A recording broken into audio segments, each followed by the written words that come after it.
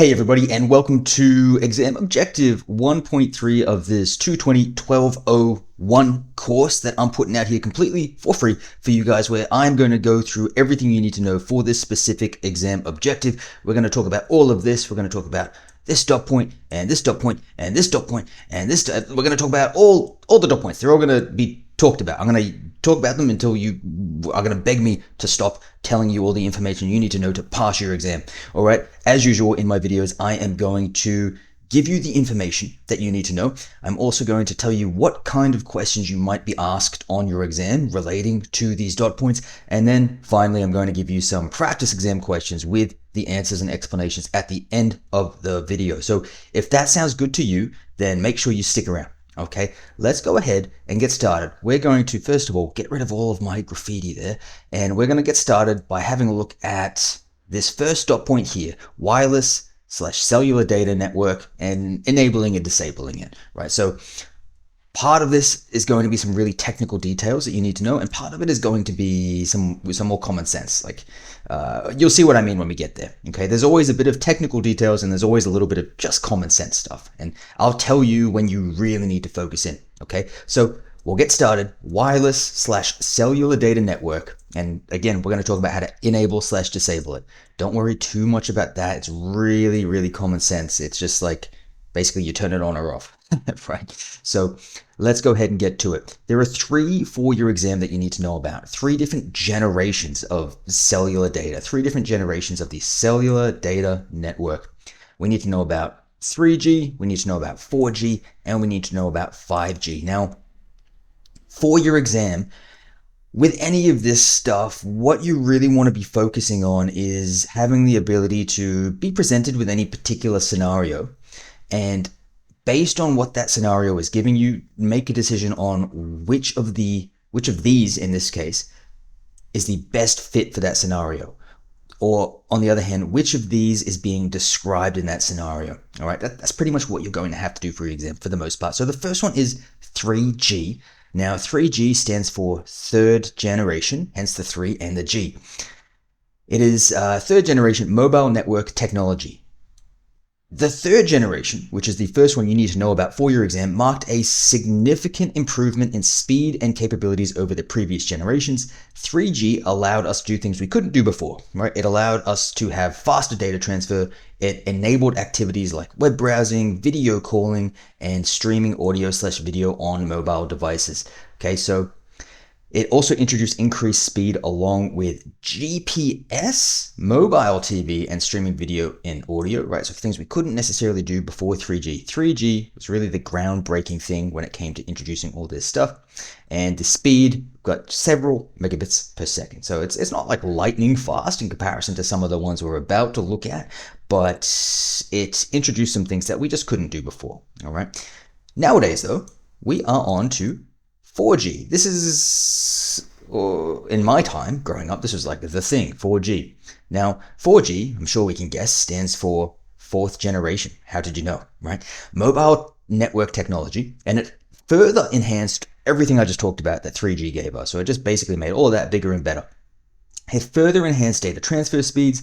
It enabled high definition video streaming. It enabled things like online gaming at like good speeds without lag or jitter, and video conferencing as well, having lots of different people in the one video conference. 4G uses a technology called LTE. Focus in on this one. You may very well need to know the specifics of this. Okay, 4G uses a technology called LTE, otherwise known as long-term evolution, to provide much higher speeds and improved performance compared to 3G. So I'll tell you exactly what LTE is right about now. We're going to skip to the second dot point. LTE, which again is long-term evolution, is basically a technology. I'll have to take you on a little bit of time traveling before I really explain it, I suppose. Before 4G, we had two different types of providers. We had something called GSM and something called CDMA. You don't really need to know exactly what those are. I'm going to try to just keep it focused to what you need to know. But basically what LTE, or long-term evolution, did was it converged those two. Okay, it converged them. They came together and they became a nice happy family, made everything faster, more efficient, more effective, right? So 4G was responsible for using LTE to converge GSM and CDMA providers. Okay, make sure you take a significant note of that. It introduced gaming services, HD mobile TV, video conferencing, and other services that demand very high speeds, and a speed about 150 megabits per second, right? With a bit of give or take, but that's roughly what we're looking at. All right, that's 4G. Now we get to the big boys. We got 5G here. I'm sure we can guess it stands for fifth generation. How did we know, right? Mobile network technology. It offers even faster data rates than 4G. It has lower latency, which basically translates to it has faster response times. There's less time in between you wanting to do something and the thing actually happening, and it has greater capacity. So 5G supports advanced applications such as augmented reality. That's where you have like the VR goggles on. You can still see the world, but there's virtual reality things happening in your world. So I might have glasses on and I can see that, oh, it looks like there's a little Pokemon in front of me, for example. Smart cities, autonomous vehicles, and ultra high definition video streaming. So basically it's transformed how we connect and interact with technology. We can do things we've really never been able to do before to a significant degree. So the speed, eventually it's set to hit up to 10 gigabits per second, but realistically the slowest speeds at the moment range from 100 to 900 megabits per second. Okay, so it's the fastest we got currently that you need to know about for your exam. Okay, so we're going to go ahead and move on to Hotspot, but just for that, again, you want to try to make sure that you can either identify for your exam what one of those is being described in the situation being shown to you, or which one you should recommend based on the requirements that are being showed to you. When you take your exam, that's what you want to make sure that you are able to do. Okay, now we're going to move on to Hotspot. In the last exam objective, we talked about what a hotspot was. If you haven't seen the last exam objective, I covered it a little more detail than I'm going to here. Here, really, we're just talking about how to turn it on and off, right? But just a quick reminder, hotspot is when you have your mobile phone and maybe this person over here wants to use their laptop to connect to the internet, but they don't have a Wi-Fi connection. So they might connect their laptop to your phone's cellular data. In essence, your phone would then be acting as a mobile router, allowing the laptop to access your cellular data, essentially giving that laptop access, right? So that's what Hotspot is. The process you'd want to go through, again, just want to pause here, guys. I really recommend that you actually go onto your phone and just have a go at setting this up. If you haven't already, I'm sure you have. If you haven't already, that's honestly the best way to know how to turn it on and off. But look, you're going to go to the settings, you're going to find the hotspot / tethering options, and you're essentially going to enable that setting. At that point, you'll potentially be given the option, depending on your specific device, to set an SSID, which is just the name of the network that your phone is going to act as. Set a password. You may be given the option to choose the appropriate frequency band, and then you'll be able to connect the device to that, enter the password, and you'll basically be using your phone's cellular data, and your phone will be acting as a router. All right. So just know what a hotspot is and like how you would go about turning it on and connecting a device to it if you had to. You can just fiddle around with your phone in order to do that. There's not much more I can say here. Now, Wi-Fi, guys. I'm sure we know what Wi-Fi is, right? I'm sure we do. Wi-Fi, otherwise known as 802.11. That's going to show up later, and we really need to know what that is. Wi-Fi is known as 802.11. Okay, that's the standard that's used to describe Wi-Fi. If you see 802.11, it's talking about Wi-Fi. So we are connecting wirelessly to the internet, essentially, generally over the 2.4 or 5 gigahertz frequency bands, and it provides connectivity to the internet, right? That's pretty much it. That's really all you need to know in relation to Wi-Fi. And other than that, you just need to know how to turn it on and off and connect to Wi-Fi networks. Again, fiddle with your phone to really get a good hang on this. There's only so much I can describe to you, but you go into your settings on your device, find the Wi-Fi options, enable the Wi-Fi, scan for network, select the network, enter the password of the network, and then you're connected to the network. Boom. There you go. That's about it, guys. Now, subscriber identity module, or your SIM.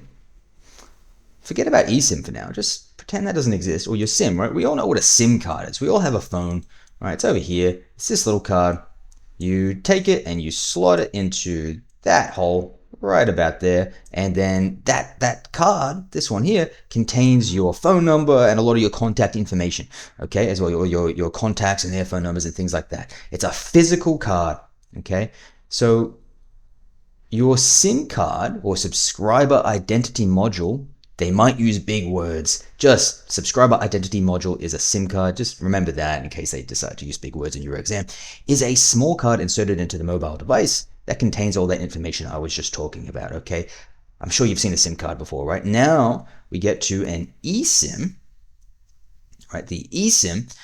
An eSIM is the same thing, but instead of it being a physical card, right? It's not a physical card. It's actually soldered directly onto the device's motherboard, right? So it's actually like inside here. If you take the hood off, you'll find the eSIM soldered and it is stuck in there. You're not taking that bad boy out. So it's permanently integrated into the device. It stores your network subscription information digitally, all the stuff that a SIM card has. It stores the same thing, but it is just something that you configure without inserting it and taking it out. It's configured digitally instead, and it's permanently on the device. So if you need to configure a mobile device with a SIM or eSIM, right, you're going to be going into the settings of your device, locating the cellular or mobile network option. If you have a physical SIM, that would be where you insert the SIM card, and you'll then see it appear. If you are using an eSIM, then generally you'll receive specific instructions with that eSIM. Sometimes they might have a QR code where you can use to configure it and set it up and things like that.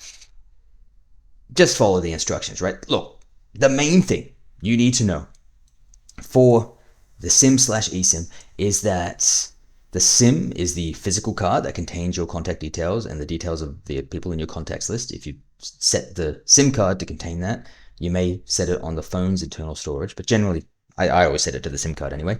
Whereas the eSIM is permanently soldered to the device. Really, that's what you need to know. Okay, so they might describe on your exam, hey, the SIM card, or they might describe on your exam, a situation, a person using either a SIM or an eSIM, and you've got to say, oh, that's an eSIM, and I can tell that because it is soldered to the device. That's how I know. All right, so that's roughly what we're looking at there. Okie dokie, let's go on to Bluetooth. We talked about what Bluetooth is. We know we use Bluetooth to connect our wireless headphones or a wireless keyboard or a wireless mouse. Basically anything that's wireless, we're going to be using Bluetooth to connect it. We know that already. We know as well that it creates a personal area network. I'm going to say that every time Bluetooth comes up because you're going to need to know it. We'll get into more detail in later exam objectives, but I just want it to keep coming up so that you can recognize it for your exam because you'll need to know. Okay, personal area network, because it's like you've got yourself, boop, boop, boop. You've got some devices around you, but they're all in your personal bubble. And the way I remember it is when I'm cooking in the kitchen with the frying pan, I listen to a podcast on my Bluetooth headphones. So it creates a pan. Don't know if that helps you, but it helps me. So just again, guys, you'll just need to know how to enable and connect your Bluetooth devices. The best way to do it is to fiddle around on your phone if you haven't done it already. But you'll go into your device. You'll find your Bluetooth settings where you can enable it. You'll enable pairing. You'll locate the device in a list of available devices. If there's a PIN code that needs to be entered, you'll enter that and then you'll connect. So you can listen to your music and you'll be fine. I'm sure you've done it before, guys. If you haven't, don't count on this video to tell you how to do it. The best way is go and connect a Bluetooth device. Please, for Pete's sake, go do that. Okay, now, this is where we're going to need to focus in. Location services. You will need to know some level of technical details here. So we've got two different types of location services you need to know for your exam. That is two. Okay, so the first one is Global Positioning System or GPS services. So we've all used GPS before. If you've ever used Google Maps to get anywhere, you're using GPS, right? So GPS services use a network of satellites. That's going to be the key information. Uses satellites to provide precise That's another key point. Location information and navigation for mobile devices. So GPS gives you very accurate data on where you are with virtually pinpoint accuracy using a network of satellites. Okay, that's the key thing, right?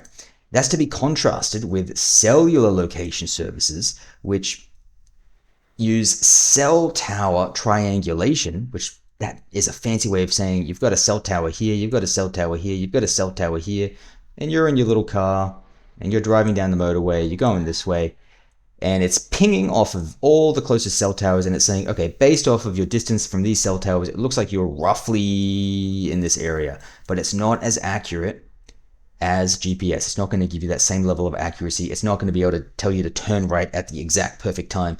Although, let's be real, the GPS doesn't always get that right either, does it? Man, when I'm driving in the city and it tells me to turn right in 100 meters and I'm all the way in the left lane, oh boy, that grinds my gears. But that's a rant for another day. You don't need to hear that. The key thing you do need to know is that cellular location services rely on cell tower triangulation, this concept here, and they're not as accurate as GPS services, location services. So cellular location services estimate a mobile device's location based on its proximity to nearby cell towers, right? That's the key thing there, right? So it's just not as accurate. That's really what you need to know, okay? And you can enable and disable that these location services in your mobile phone settings as well. Again, best way to really get a hang of doing that is to try to do it, okay? Now, the next thing we need to cover, which again you will need to dial in on, is something called MDM, or Mobile Device Management. You guys are lucky. When I did my A+, I had to know about MAM and MDM. You guys just have to know about MDM. So what is it? It's basically, before we get into the notes specifically, you've got your big bad boss. I don't know why I see a corporate boss as bad, but just for the sake of it, you've got your boss and he wants to control what is on your phone. All right, you've got your phone and he wants to have control over that phone. He wants to know what's on it. He wants to make sure it's appropriate. He wants to make sure there's no security risks on there. Mobile device management is just a way for him to make sure he has control over this phone that you use. And then maybe you're feeling happy because the fact that he's allowed to do that means that he has enhanced security on that device, so it's less likely to be hacked. Or maybe you also feel unhappy because you feel like your boss is watching your every move. I don't know. That's up to you. I can't tell you how to feel. I can just tell you how to pass your 220-1201 exam. And that's what I'm here to help you do. So let's get into the specifics of it. So here we go. Mobile device management, or MDM. This is another one. They might use the full term, mobile device management. You need to be able to make sure you can recognize that as MDM, okay? For a lot of your exam questions, if you can just recognize what the letters mean, that's half the battle, because then you can start to eliminate options really easily. So don't discount the effectiveness of that. All right, let's keep flying through. So mobile device management, or MDM, is a type of software or solution designed to manage, monitor, and secure mobile devices used within an organization. All right, so you're using them within an organization somehow. So it enables IT administrators to remotely configure device settings, enforce security policies, deploy applications, and ensure compliance with organizational standards. All right, so you can read the rest there, pause if you want to, but we're going to get into it right now anyway. So there's two different ways you can go about using MDM. There's corporate, which is what we're going to go over now, but there's also the other type, which is bring your own device, or BYOD. Now, briefly, corporate, basically, they give you a device and they manage the whole device. That belongs to them. Bring your own device is you have your own phone, you bring it in, and they just want to manage the part of that device that is associated with their business. Okay? They separate the business from the personal. They just want to manage the business part. That's a brief overview, but let's go over them properly. So you've got corporate. The scope here, it primarily focuses on managing and securing company-owned devices. So the company owns the device and they're managing that device. The level of control, so it provides IT administrators with full control over device settings, applications, and security policies. There's nothing they don't have control over. It's their device, they have full control. Security, it enforces stringent security measures, very strict, such as device encryption, remote wipe, which is basically where from a distance, if your device gets stolen, they can say, hey, wipe all the data on that. So whoever stole it can't get any of our company data. And access control as well. So how you access the phone, they can set the standards for that, in order to protect their sensitive corporate data. If it's a corporate-owned device, they're probably going to have some sensitive data on there. Now, standardization is key as well. So it ensures that all company-owned devices comply with organizational standards and policies. So this way, they make sure that any device they hand out, it's all going to comply with their organizational security policies. All right. So it gives a uniform and consistent user experience, not only user experience, but just the security. They can be sure that they've closed all their gaps if they've got this standardized approach. Now, bring your own device. However, you've got your own phone, right? So in this case, they can't manage all of it. The scope is it's going to manage and secure personal devices used by employees for work purposes, but it's not necessarily the whole device. Generally, they've got like your business side of the device, and then they've got the personal side of the device. In this case, they're really only focused on managing the business side of the device. They're not going to be using spam management to make sure that your personal emails are not getting hacked or whatever. They leave your personal stuff alone. What they want to do is manage the business component. For the most part, that's the concept that you need to understand. Really, it can be a little more intricate than that, but going into your exam, that's really what I want you to understand. So let's keep this ball rolling and go on to the specific control that they have. So it balances, here's the key. With Bring Your Own Device, it balances organizational control with user privacy, allowing IT administrators to manage corporate data. They manage the corporate data and applications without infringing on personal data. They leave the personal data alone. So the security, it implements security measures like containerization, which essentially is what separates corporate data from personal data. So they can take their corporate data, put it in a container, lock it up, so that way it's safe, right? They're locking and controlling up their corporate aspect without touching your personal aspect, all right? Flexibility. It offers employees the convenience of using their own devices while still adhering to corporate security policies, promoting productivity and satisfaction. Bring Your Own Device leaves you satisfied. Okay, I guess, in a sense. Anyway, so the key differences are, right, corporate mobile device management focuses on company-owned devices, while Bring Your Own Device management manages personal devices used for work. Just understand that. Pause and have a read of that if you want to, but that's pretty much the gist. I've gone over what you really need to know there. Okay, policy enforcement. So there's a variety of different policies they can enforce. I've talked a little bit about them already, but they can enforce things like device encryption. So it ensures that all data on the device is encrypted.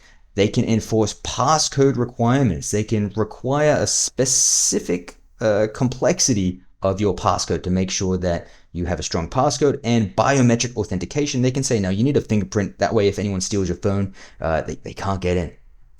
They can also do remote wipe, as I talked about. They can wipe your device of data from a distance in case it does get stolen. They can manage what applications are installed on your device as well.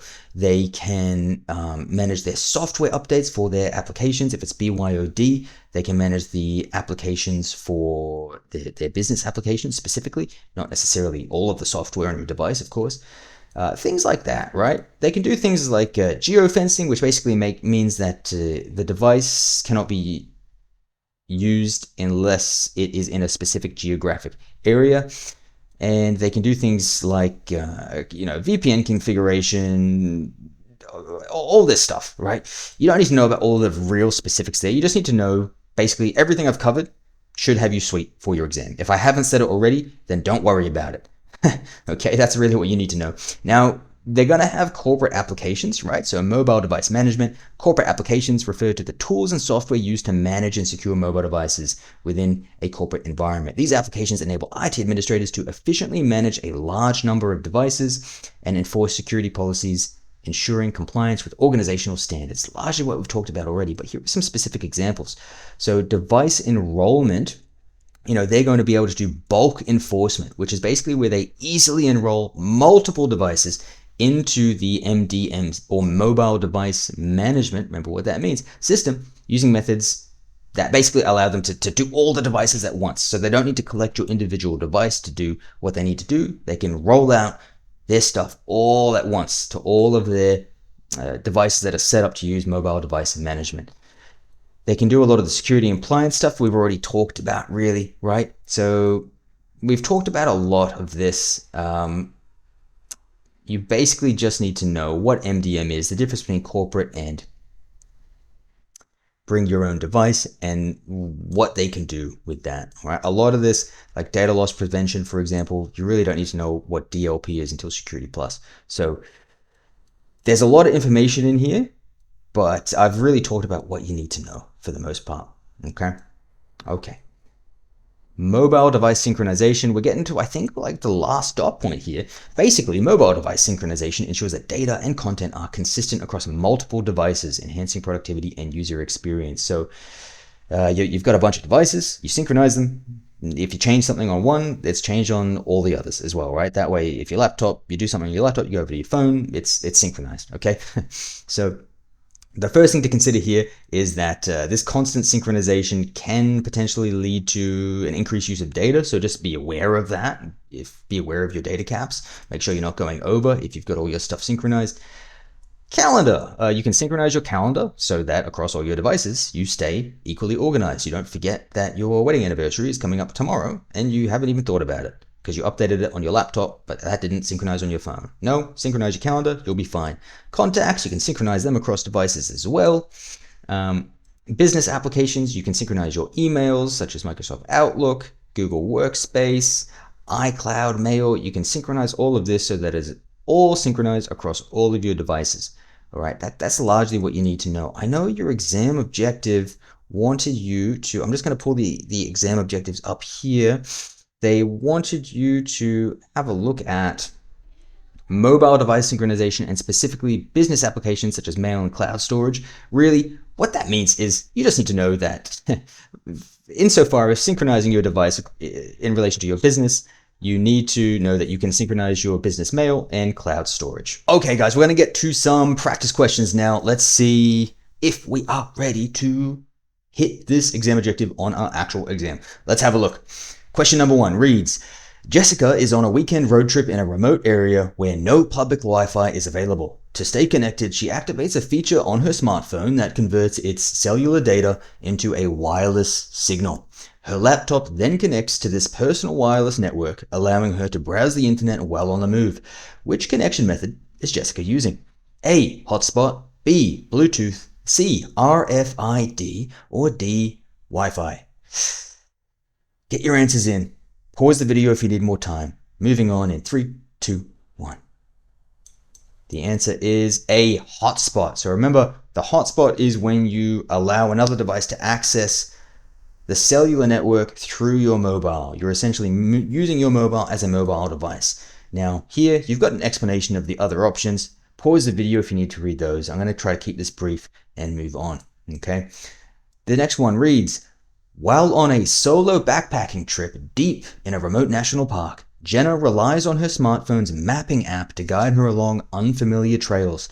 Despite being far from any cellular coverage, the app accurately displays her exact coordinates, providing detailed directions. Which location service is being described here? A. GPS, B. Cellular location services, C. Beacon-based location services, D. Satellite signaling location services. Pause the video if you need more time. Your answer coming in 3, 2, 1. It is a GPS, right? Remember, GPS uses satellites and is very accurate in relation to your positioning. Now, some key giveaways here is it did kind of give it away where it said she was far from any cellular coverage. However, another one that gave it away, where was it? It said it displays her exact coordinates. So as the more accurate option, GPS is a clear option there. These two I just bloody made up off the top of my head. They're nothing. Okay. Now the next question reads, At Global Tech Incorporated, the IT department deploys an MDM solution to enforce corporate security on all mobile devices. Which task is beyond the scope of MDM? A. Enforce device encryption. B. Remotely wipe a lost or stolen device. C. Sort through spam on the user's personal email account. Or D. Configure VPN and email settings automatically. Your answer? In 3, 2, 1, pause the video if you need more time. Let's get to it. It is C. Sort through spam on the user's personal email account. Guys, MDM cannot sort through your personal things, okay? It cannot sort through your personal things. It can, if you've got a bring your own device situation and you've got personal information on your account, the mobile device management or MDM solution can only do the things related to the business. It's not going to touch your personal stuff. All right, that's an important factor to keep in mind. Pause the video to read that full explanation if you want. I'm going to keep it moving. Next question reads, Tom recently switched mobile carriers and learned that his new network uses LTE, a technology that was designed to converge the two major legacy platforms, GSM and CDMA, into one unified standard. This convergence has paved the way for seamless data services such as high-definition video streaming and smooth online gaming on his smartphone. Which cellular data standard is this? A. 3G, B. 4G, C. 5G, D. 6G. Pause the video if you need time to answer. I'm moving on in 3, 2, 1. It is B. 4G. So guys, just remember 4G is the one that converged GSM and CDMA using LTE. I did say you'd want to pay attention to that and make sure you remembered it. Okay, that was a thing here. Pause to read the full explanation there. It talks about the incorrect answers and some details on them as well. All right. But guys, look, all of the questions here came from my learner guide. Now, I know we're a couple of exam objectives in now, so you've probably heard enough from me about my learner guide, but it's honestly such good value that I feel terrible not telling you about it every single time. So in my learning guide, I break all of the content down by exam objective. And for every exam objective, I give you notes on everything. And the notes are broken down into the dot points of each exam objectives. Okay, I don't just do the primary exam objective 3.1, 2.1, 4.1, etc. I do every single dot point has its own section of notes. And for the primary exam objective, right, you can just click on one of these and that'll take you exactly to the section where you'll get the notes. And then for the primary exam objective, you also get open-ended questions, answers, multiple choice questions on that exact topic, answers on that exact topic, and you also get 11 performance-based questions in total as part of the learning guide, okay? You also get all of these questions in a randomized format into 3 different full-length practice exams, okay? Each one having 2 to 3 performance-based questions, 90 multiple choice questions, detailed explanations and answers for all of it, okay? So you can do like block learning where you isolate and locate your specific weak areas, and then you can also go into the practice exams and make sure you can still do it in a randomized setting that mimics an exam setting, right? Because of course they're not going to deliver the questions to you in an organized format saying, here are all the questions for exam objective 1.1 and then 1.2. No, that'd be nice, but no, they don't do it that way, okay? So I also give you a video on how to 10 times your learning with free AI tools, where I tell you how to take the information in the learning guide that I have, put it into free AI tools, and then isolate exactly the issues that you're struggling with. And I give you some study methods that you can use while you're shopping, while you're going for a walk, while you're sitting down at your computer if you don't feel like typing and reading and doing all these questions, right? These studies methods that I give you are similar to the ones that I used when I was studying for my exam, when I had no IT experience and I was trying to pass this thing. I remember what it's like. Okay, trust me, I remember. These are basically what I used to do, but they're put on steroids with these new free AI tools. They just make it really effective and easy to study on your own effectively.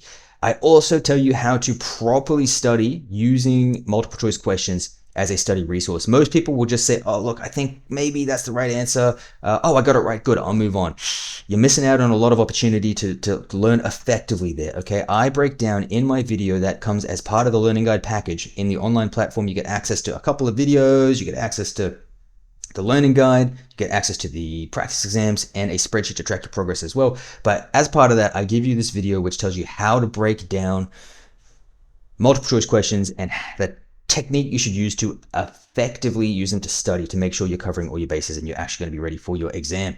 All right, guys. So look, head over to journeytocyber.com if you want to grab your hands on that. I also have a free practice exam, completely 100% free, that you can grab.